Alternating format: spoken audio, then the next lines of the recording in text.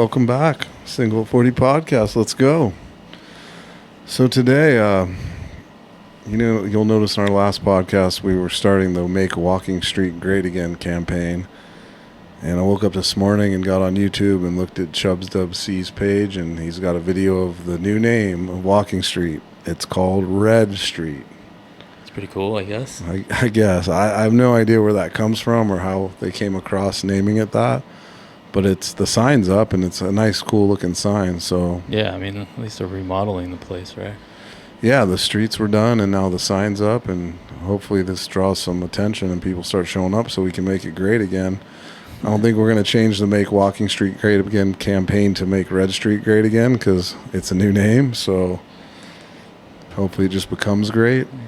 I do remember, though, in one of Chubbs' videos where he goes and talks with the mayor at his house, the guy had this vision for Walking Street, and he was comparing it to someplace in Portugal, I believe in Lisbon.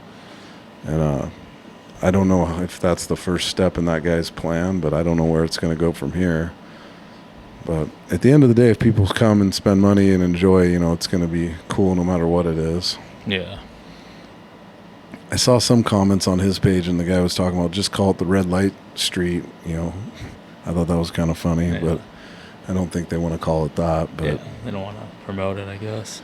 But Red Street sounds cool. I mean, why not? Now it's going to be the Carousel Hotel at Red Street or Sky Bar on Red Street. So we'll just roll with it. But we're not going to stop the Make Walking Street Great Again campaign because that's the thing we got to work on. All of us tourists and everybody that watches YouTube and goes to Angeles City, right? Yeah.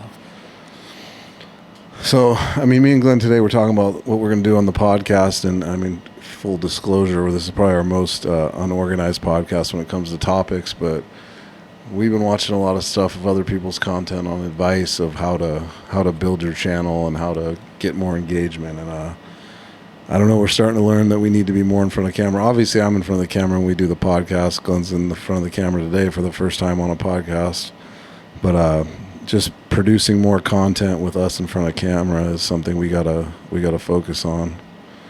Yeah, definitely. It's like what Keith said. Get out of your comfort zone, right? I think. Well, yeah, that's what it comes down to. So that's for me, at least. I know. We did a little short right before we were setting up, where I, basically say we're setting up for a podcast, and it's a weird position to just turn your phone on you and start talking because I've just never really done that. When we shoot a film or we shoot a YouTube video and I'm ready to go, it's a different experience than just covering your day-to-day steps to do what you're doing. But I think that's what we're trying to get after, right? Yeah, no, it's definitely something I got to work on too. It's not something people are just comfortable with. Well, this all started, I'm going to grab my phone. Glenn sent me a TikTok video the other day from a guy that's, I believe his thing is called Health Up Wellness. And he basically breaks down how he grew his channel pretty goddamn huge in the last year. And he gives a bunch of tips on how he did that. Pretty smart guy, but let me see if I can get it to play. But here's the exact blueprint I followed to make social media my full-time job for almost the last 2 years now.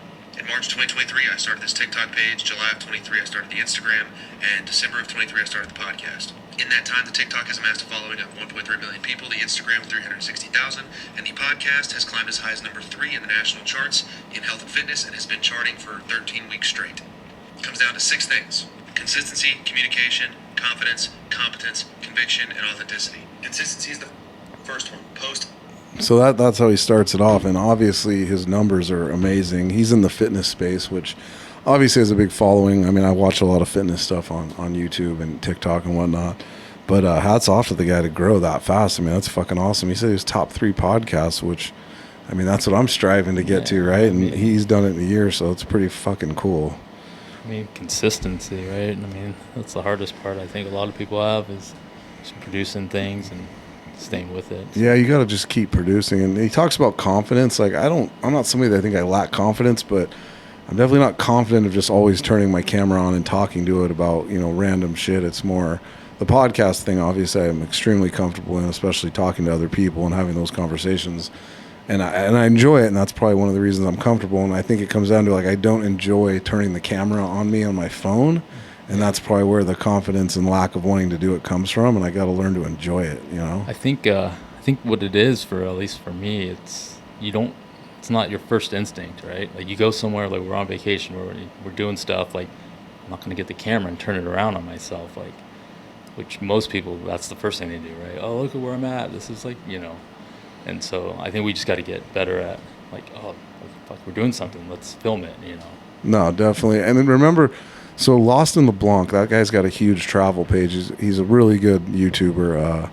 Me and Glenn started watching him years ago just for travel tips and places to go. And I don't know, a few months back we were watching one of his videos, and that guy's production's like top notch. He's awesome. But during his video, he was I forget, what did he forgot his something, like his. Yeah, the guy was he was like, he missed his flight or something, or he was like late to his flight. No, he like forgot. It wasn't maybe it was his phone, or he forgot something somewhere in the airport or like at a bus terminal or something. But he was like rushing to get to the boat or something. Yeah. Anyways, the guy's running, and he filmed the whole process. Like he didn't stop to think like, oh, I got to go get my keys or my phone or whatever the fuck he lost. But his mindset was, I'm going to film myself running to go get this. Yeah. And remember, we were talking about, we're like, see, that guy's so far advanced to where we are mentally when it comes to creating content, is like, he literally looks at everything he does as content. Yeah. And if I was in a panic mode like that because I forgot something, the last thing I'm going to think about is like, turn the camera on me as I run to go fucking get it. Yeah.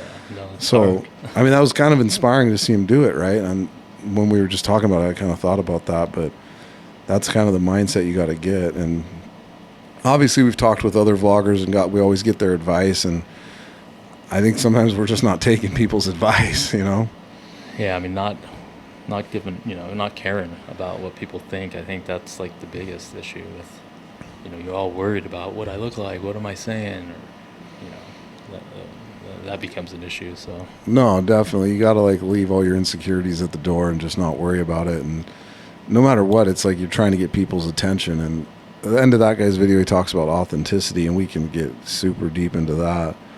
But first and foremost is like, you have to create, and you got to get rid of like the uncomfort of not wanting to do it.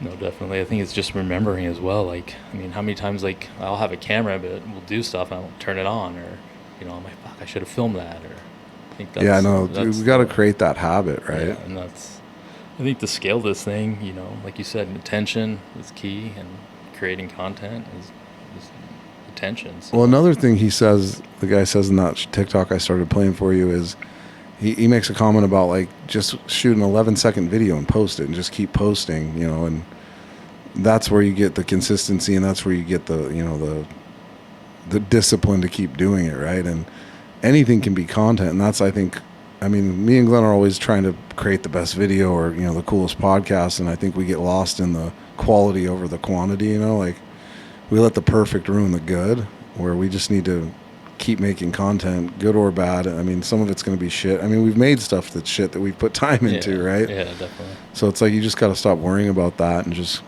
turn the camera around and talk and be who you are. And that goes back to like the authenticity thing. And, guys like Chubbs and Eric, who we've podcasted with, who have pretty good success, like they're pretty authentic guys, and they obviously have gone through the insecurities of turning the camera on. And Eric's really good at it. Wherever he's at, he turns the camera on himself, talks about what he's up to, and he does it. I mean, when we were partying with the guy, like he did it real fast, and obviously I saw him do something, and then you see it posted, and it's like, it's that 11-second clip or whatever he's talking about, and yeah, and usually what drives people to not do things is like what other people are thinking, and that's what you can't worry about. Because like when he was doing that, when he was with us, like I wasn't thinking bad about him, I wasn't thinking anything. Yeah, it's like he's just doing his thing, right?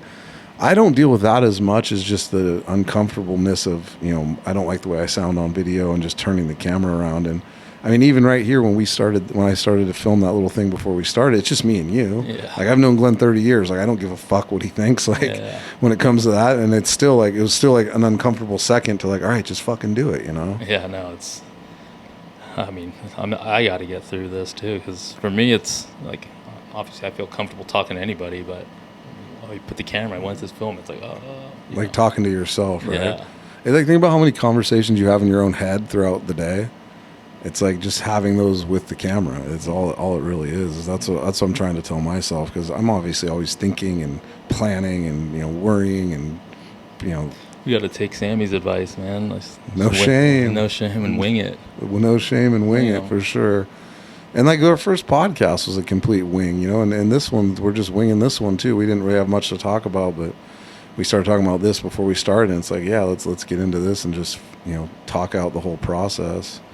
I mean, basically, this is going to be, I mean, you know, hopefully I'll post this thing. We'll be en route to the Philippines, which will be a good thing. Or we'll be in the Philippines, right? Yeah, no, we're 33 days away. I think the math works out on this one. It'll come up on February 22nd is when we'll post this one. And then, you know, we leave on the 13th of March, so it's just right around the corner. And this next one, you know, this next trip, we're really going to try to focus on getting more content and, you know, turning the cameras on ourselves and filming. Because we do shit all day long, you know, go eat, go to the store, you know, go shopping, go sightseeing. And we're always so focused on making the cool video about like the cool event that day. Or like the travel video or some shit. You know, or the party video, which we're going to keep doing, but we're going to try to like film everything else in between just to show what we're up to and how we get to those points of the trip, right? Like something I've always thought about is like when we go check in at Philippine Airlines here in Honolulu, it's always an interesting process.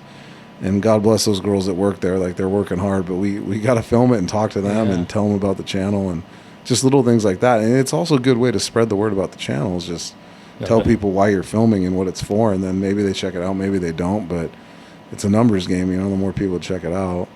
So our channel, as of today, I don't have the number offhand. I looked at it earlier, but here we go.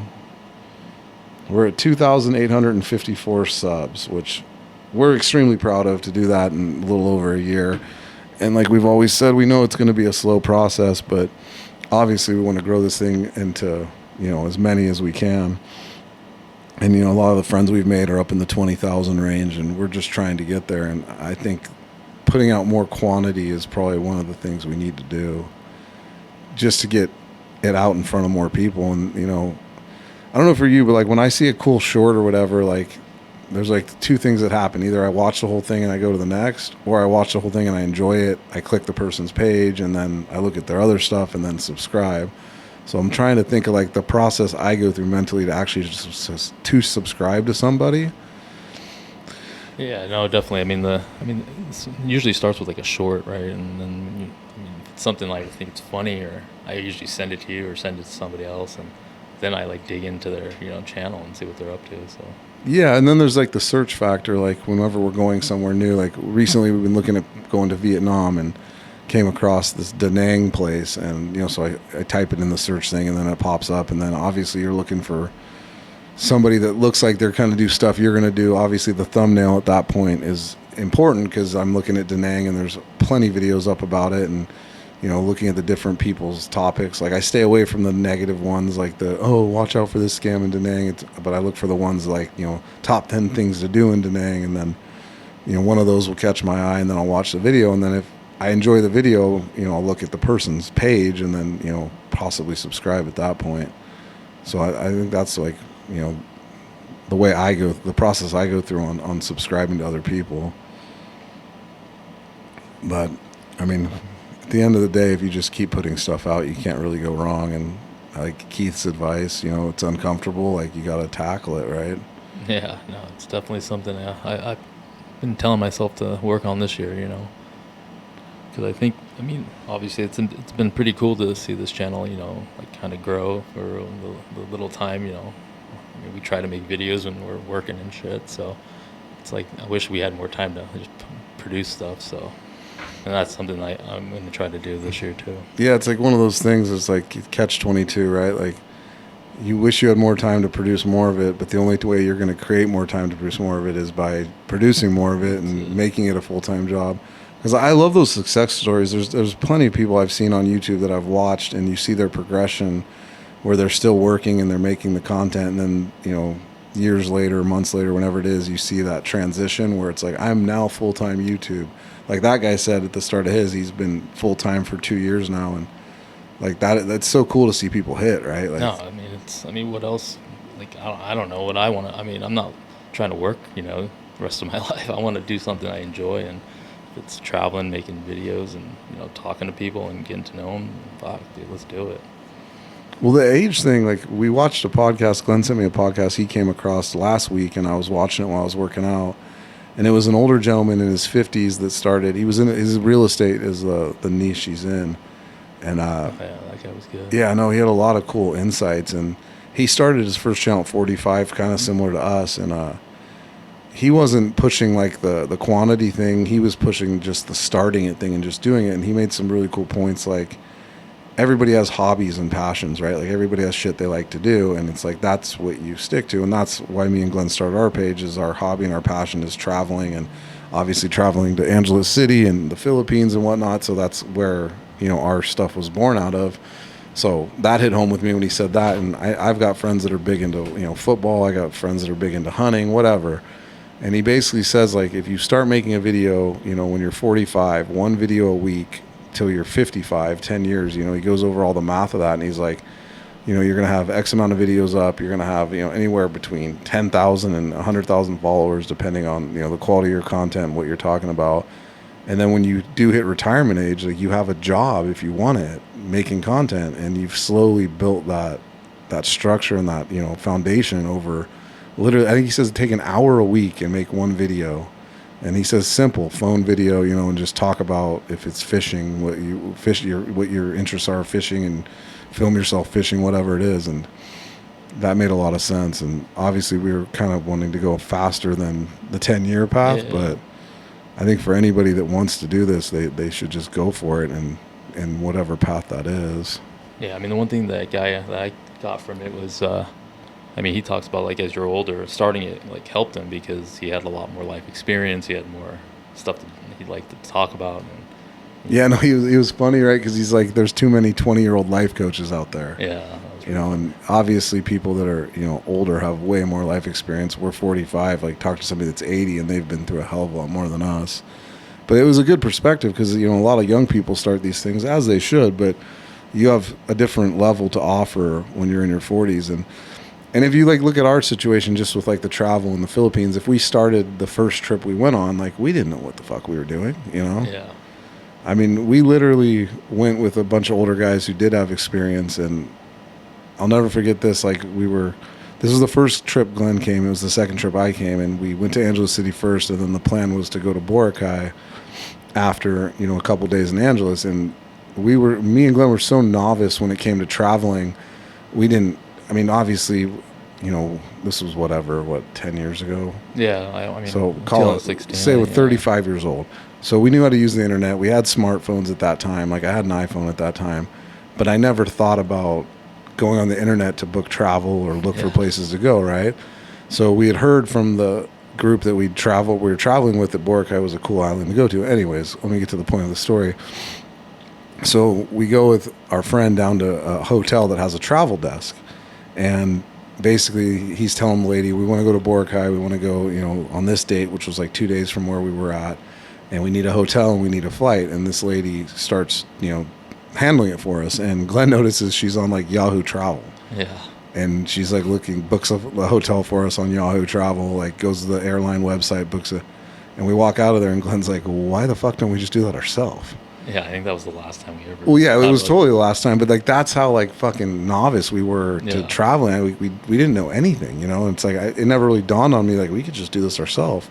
So that's kind of what kicked off our travel experience. And so then the next trip we went, which was, like, you know, 6 months or 3 months later, the whole time we were at work, every minute we had, we were researching shit on YouTube. And that's kind of when we started watching YouTube, and we started looking at hotels. And, like, so the next trip we literally booked ourselves between me and Glenn, and didn't have any help from anybody.